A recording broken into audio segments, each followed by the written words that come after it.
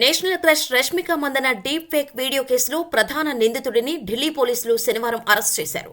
దీనిపై రష్మిక స్పందిస్తూ social media ద్వారా పోలీసులకు కృతజ్ఞతలు తెలిపింది. ఎట్ డీసీపీ ఐఎఫ్ఎస్ఓకి నా హృదయపూర్వక కృతజ్ఞతలు తెలియజేస్తున్నాను. బాధ్యులను పట్టుకున్నందుకు ధన్యవాదాలు. నన్ను ప్రేమతో మద్దతుతో ఆదరించి మీకు నాకు తోడుగా నిలిచిన అందరికీ కృతజ్ఞతలు తెలుపుతున్నాను.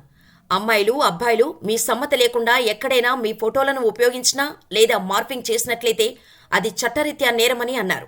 ఇలాంటి వ్యవహారాలు మీకు మద్దతునిచ్చే వ్యక్తులతో ముడిపడి ఉంటుందని అన్నారు.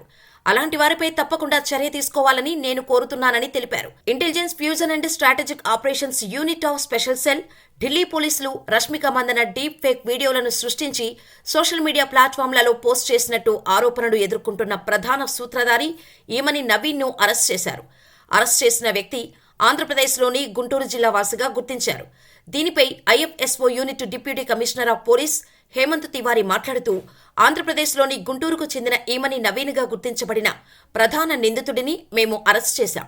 అతని నుండి ల్యాప్టాప్ మరియు మొబైల్ ఫోన్ స్వాధీనం చేసుకున్నాం. అతను తొలగించిన డేటాను కూడా రికవరీ చేస్తున్నారు. అతను ఒక ప్రముఖ సినీ నటి రష్మిక యొక్క ఫ్యాన్ పేజీనే కాకుండా మరో 2 ప్రముఖుల సెలబ్రిటీల కోసం మరో 2 ఫ్యాన్ పేజీలను కూడా సృష్టించాడని తెలిపారు.